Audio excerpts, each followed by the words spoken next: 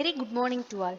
இன்று நாம் பார்க்கவிருக்கும் தலைவர் ஓலைச்சுவடிகளை திரட்டி பல தமிழ் இலக்கியங்களை காத்த தமிழ் தாத்தா உவே சாமிநாத ஐயர் அவர்களை பற்றி தான். உவே சாமிநாத ஐயர் ஒரு தமிழறிஞர். 20ஆம் நூற்றாண்டின் தொடக்கத்தில் தமிழுக்கு தொண்டாற்றியவர்களுள் உவேசா குறிப்பிடத்தக்கவர்.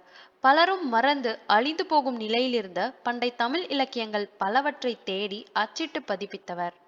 சங்ககால மக்களின் வாழ்க்கை பண்பாடு போன்றவற்றை பற்றி இன்று நமக்கு துல்லியமாக தெரிகிறது என்றால் அதற்கு உவேசாதான் காரணம். உவே சாமிநாத ஐயர் அவர்கள் 1855ஆம் ஆண்டு பிப்ரவரி 19ஆம் தேதி திருவாரூர் மாவட்டத்தில் உள்ள உத்தமதானபுரம் என்ற இடத்தில் பிறந்தார். இவருடைய பெற்றோர் வேங்கட சுப்பையர் மற்றும் சரஸ்வதி அம்மாள் ஆவர். இவருக்கு பெற்றோர் இட்ட பெயர் வெங்கட்ராமன். இவரது தாயார் சாமிநாதன் என்ற செல்ல பெயரால் அழைப்பதை வழக்கமாக கொண்டிருந்தார். பின்னர் சாமிநாதன் என்ற பெயரே நிலைத்துவிட்டது.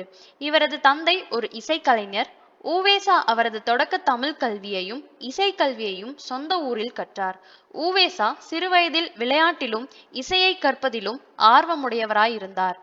இவர் குடும்பம் தீராத வறுமையில் வாடிய போதும் குடும்பத்திற்காகவும் உவேசா கல்வி கற்பதற்கும் இவர் தந்தை மிகுந்த முயற்சி எடுத்தார். அக்காலத்தில் இவர் குடும்பம் ஒரு ஊரில் நிலையாக தங்குவதற்கு கூட வசதி இல்லாமல் இடம்பெயர்ந்து வாய்ப்புகளை தேடியலைந்த போதும் மனம் தளராமல் தமிழை விடாமுயற்சியுடன் கற்றார் உவேசா. இவர் தந்தை இராமாயண விரிவுரையை நடத்தி வந்தார். சில சமயங்களில் உவேசாவும் அவருடன் சென்று இராமாயண விரிவுரைகளை உதவி செய்து வந்தார். சடகோப ஐயங்காரிடம் கற்றபோது அவருக்கு தமிழ் மீது அதீத ஆர்வம் ஏற்பட்டுள்ளது. பின்னர் தன் 17ஆம் வயதில் தஞ்சாவூரில் தமிழறிஞர் திரிசிரபுரம் மீனாட்சி சுந்தரம் பிள்ளை அவர்களிடம் 5 ஆண்டு காலம் தமிழ் கற்று தமிழறிஞர் ஆனார். அப்பொழுது திருவாடுதுறை ஆதீனத்தின் தொடர்பும் கிடைத்தது. இவருடைய ஆசிரியர் பணி 1880 பிப்ரவரி 16ஆம் தேதி கும்பகோணம் கல்லூரி தமிழாசிரியர் பணியை ஏற்று உவேசா தொடர்ந்து 23 ஆண்டுகள் பணிபுரிந்தார். பின்பு 1903 நவம்பரில் சென்னை மாநில கல்லூரியில் ஆசிரியராக பதவியேற்றார். அங்கு 16 ஆண்டுகள் பணியாற்றினார். இந்த 2 அரசு கல்லூரிகளில் பணியாற்ற காலப்பகுதியில் அவர் பல நூல்களை பதிப்பித்து வெளியிட்டிருக்கிறார். 1924ஆம் ஆண்டு மீனாட்சி தமிழ் கல்லூரியின் முதல்வர் பொறுப்பை உவேசா ஏற்றார். இவருடைய பதிப்பித்தல் பணி உவேசா அவர்கள் 1878ஆம் ஆண்டு அவரது 23ஆம் வயதிலேயே அதீனம் பெரிய காருப்பாறு வேணுவனலிங்க சுவாமிகள் இயற்றியிருந்த சுப்பிரமணிய தேசிக விலாச சிறப்பு வேணுவனிலங்க விலாச சிறப்பு என்னும் நூலை பதிப்பித்து வெளியிட்டார்.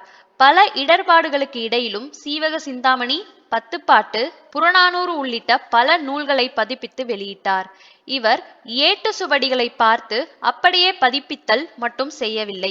சிதைந்து மறைந்துவிட்ட அடிகளையும் சொற்களையும் கண்டறிந்து முழு பொருள் விளங்கும்படி செய்தார்.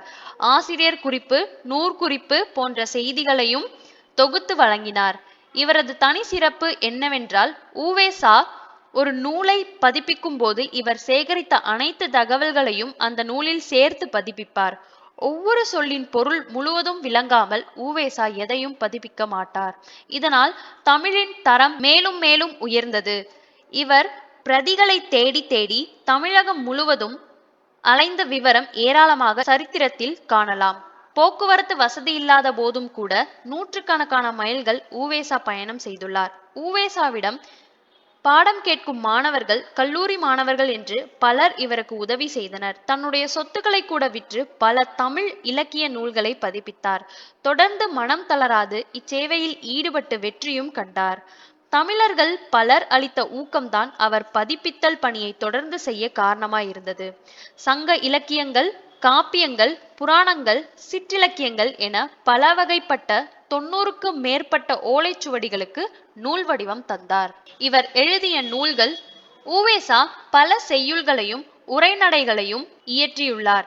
தந்தையாரின் வறுமையைக் கண்டு ஒரு செல்வந்தரிடம் சென்று நெல் வேண்டும் என்று இயற்றிய செய்யுள் அவரின் முதல் செய்யுளாகும். கலைமகள் துதி, திருலோக மாலை, ஆனந்தவல்லியம்மை, பஞ்சரத்தினம் போன்ற நூல்களையும் இயற்றியுள்ளார்.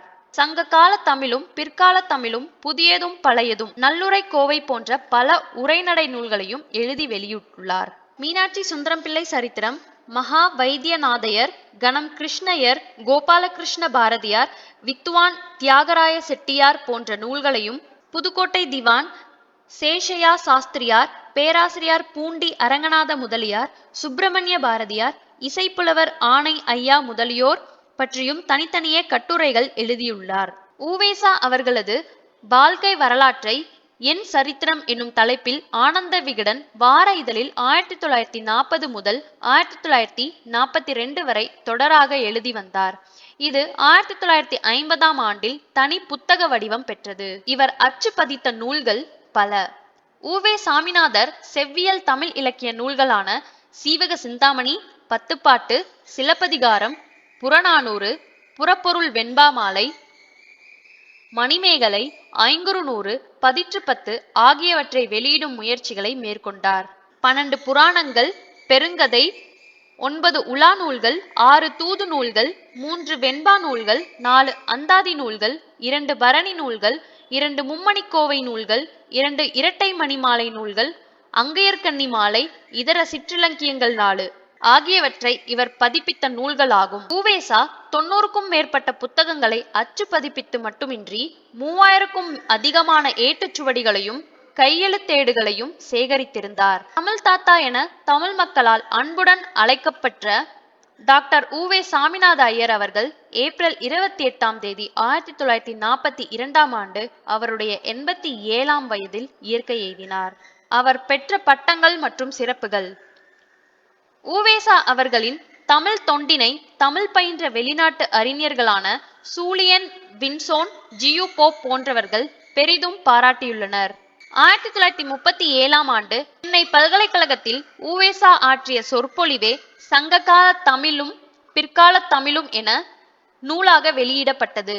1937ஆம் ஆண்டு சென்னையில் மகாத்மா காந்தி தலைமையில் நடைபெற்ற இலக்கிய மாநாட்டில் வரவேற்பு குழு தலைவராக இருந்த உவேசா உரை நிகழ்த்தினார். இந்த உரையை கேட்ட மகாத்மா காந்தி இவரிடம், நான் தமிழ் கற்க வேண்டுமென்ற ஆர்வ மிகுதிதான் என்னிடம் எழுகிறது என்றார்.